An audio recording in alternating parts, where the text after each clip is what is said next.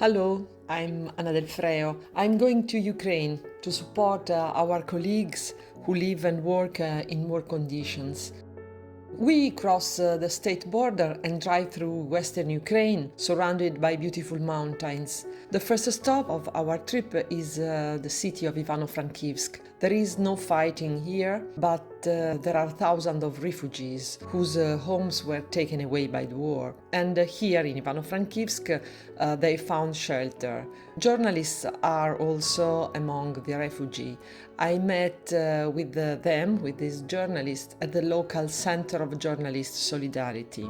For me, it's the first time in Ukraine. The Center of Journalistic Solidarity is a kind of a professional hub created during the war with the support of EFJ, the European Federation of Journalists. It is here that the journalists who are forced to flee from the occupied and frontline territories are received. As a rule, they come to Ivano-Frankivsk with nothing. Навіть не мали зміни ні одягу, ні взуття, нічого. Нам тут доводилося шукати, в що їх одягнути, як їм годувати, як влаштувати і що надати їм. This is Victoria Plakta, the center's coordinator. From the first days of Russia's full-scale invasion of Ukraine, she met refugees journalists here. Оскільки вони виїхали без засобів для праці, без ноутбуків, без телефонів, без нічого, Національна спілка журналістів зініціювала відкриття ось таких офісів тут, своєрідних коворкінгів. The student also received help from the center. Я навчалася в Харкові на журналіста, і моє навчання перервала війна. Я знайшла другий свій навчальний заклад, університет в Івано-Франківську. І коли я переїхала сюди, саме Центр журналістської солідарності став такою опорою для мене. Вони надали допомогу, яка дійсно була потрібна в перший час, бо в мене не було тут жодних знайомих. I expressed my sincere support to my colleague during this difficult time for them. Colleagues assured me that they feel and highly appreciate the support of the entire international community. Без всього співтовариства світового, очевидно, ми би за цим столом сьогодні не сиділи. Today, the Center of Journalistic Solidarity is a whole network of professional assistance points. There are already 6 of them working in different cities of Ukraine, and they are not only about material support. Оскільки в нас багато журналістів пережили надзвичайно великі стреси, ми домовилися, тут працював психолог. Our meeting was a sort of dialogue with friends and lasted several hours. I received great lessons. I understood that journalists never give up. I am really very astonished how our colleagues do their job during this war. And journalists are important. We want to show all the solidarity to our colleague of Ukraine. I personally experienced to wake up in the middle of the night because of an air raid alert. During the night at 5 in the morning, we heard the alarm signal for attack. Fortunately, there was no attack, but I could understand for the first time in my life how it's difficult to live in a place where every night you risk that the rockets attack you. It's hard for me to even imagine what people feel when rockets fly at them. And Ukrainians live in this almost every day. Now we are going to Kiev. But first on the way, I stop in a small town. What happened here shocked the whole world.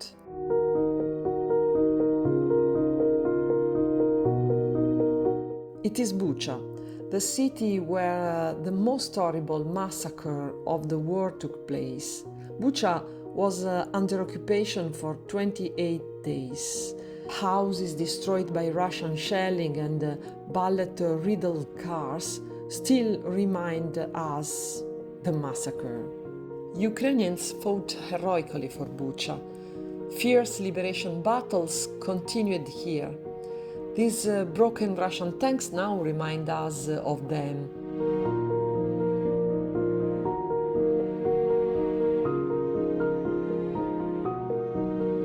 Russians were supposed to reach Kiev and seize the power of Ukraine. Fortunately, they were stopped by Ukrainian military.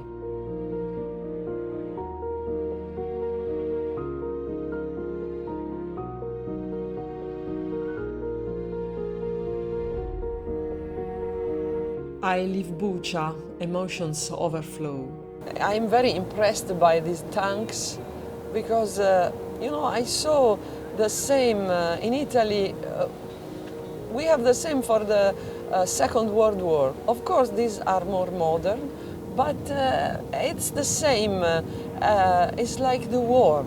The war never changed. Kill people, kill everybody, and never changed. And when I saw all these tanks, I was shocked, really. My journey continues in Kiev, where after a long time I have the joy of meeting Sergiy Tomilenko, President of the National Union of Journalists of Ukraine, who leads the union in such a difficult time of war. With Sergiy in Kiev, after a visit to Union headquarters and Solidarity Center, I come to the exhibition of the Russian invasion of Ukraine. And this is part of Russian rockets. yeah, This part of rockets and rocket. part This of is tanks. tanks. Yes, I see. A part of the exhibition is dedicated to journalists, and it is called Short Freedom of Speech. Many journalists have been imprisoned, kidnapped by the Russian occupiers, and even tortured with carrying out their work. Like our colleague Alina Komarova, photo editor for 25 years of the Mariupol newspaper Priazovsky Rabochi, who was a war journalist and carried out photo reports at the front, and in March 2022 miraculously managed to escape from beside Mariupol. Or the journalist Dmitry Kolyuk, kidnapped by the Russian on March 4, 2022 in the Kiev region, and then deported to a Russian colony in the Volodymyr region. Or Alexander Hunka, 70 years old, who was blocked for 6 months in the Kherson region, occupied by the Russians, and who was repeatedly kidnapped, interrogated, and even tortured. I'm really very impressed, because when you talk about journalists, how they are important, it's okay, it's a talk, but when you see really this story, and you see documents, and you know how journalists are doing their job, are fighting for their job, and you understand the importance of journalism, because they were people who documented what really happens, and this in such condition is really the most important things, because we need information. Also, all the world need information, and only real journalists can give information, because information is information, propaganda is propaganda. We get to the hall with things that testify to Russia's invasion of Ukraine. These airborne units, uniforms of Russia came to us from Bucha. And it was a very big fight in Vokzalna Street here. It's called Railway Station Street, and it happened in late February last year.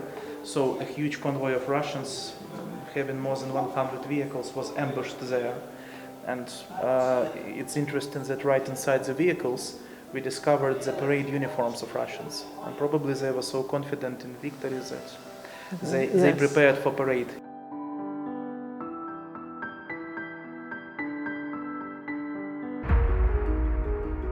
And this is a city of Chernihiv, which was surrounded in the first days of the invasion and then liberated. The trip here has been organized by Sergiy Tomilenko, the president of the National Union of Journalists of Ukraine. About 2 months ago, the city was hit by a Russian missile which heavily damaged the theater. I meet with reporter Arsen, who worked here that day and was injured. Я пережив блокаду Чернігова, також був під обстрілами. Коли прилетіла ракета, я знаходився ось саме тут. Перша реакція була просто впасти. Потім друга реакція, я подивився, де мій оператор, бо я був своїм відеооператором. Я навіть не зразу зрозумів, що я поранений. Страх прийшов уже потім, тобто десь через годину, мабуть, десь так. Ось. Тоді вже я зрозумів, що був буквально на волосинку від смерті.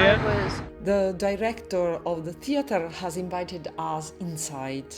He shows us the extent of the destruction caused by the missile. Вибухова хвиля пішла спочатку на будинки, а потім вона повернулась до театру. І все, що це стекла, всі вони двері, вони всі полетіли в театр, вовнутрь. І завдяки цьому було дуже багато людей порізаних, поранених саме склом. Оця лестниця вниз там була вся залита. Вибух стався саме над цією люстрою. І 59-го року ця люстра працювала в театрі. Вона вціліла, вона вижила. Ми змогли її на системі лебедок опустити. Ця люстра важить 3 тонни. Але, що сталося тут, ви бачите. Далі це вже все, воно аварійне.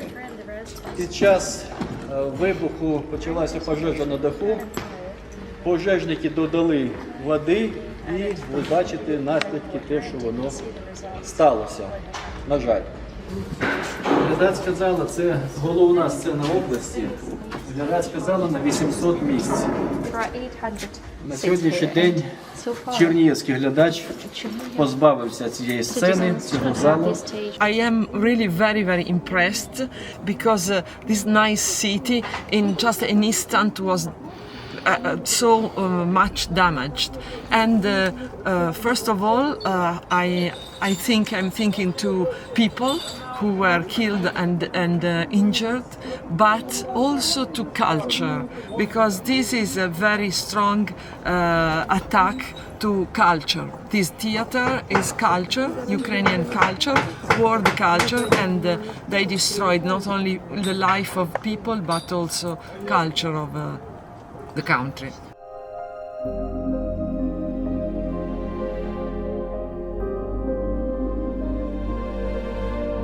My trip to Ukraine will forever be etched in my memory. This is an unforgettable experience and a deep awareness of how difficult it is for journalists to work in wartime. But difficulties do not stop professionals. Thanks to their work, the whole world every day learns the truth about the war in Ukraine and Russian war crimes. I think it's important for a journalist and for also a unionist of journalists to be in the places and understand by the voice of people who are here, because it's much different than to be far away and only heard about it. So if we want to really understand, we must come, and I think that a lot of journalists try to do this, Ukrainian and also foreign journalists, to understand in the place. It's very important.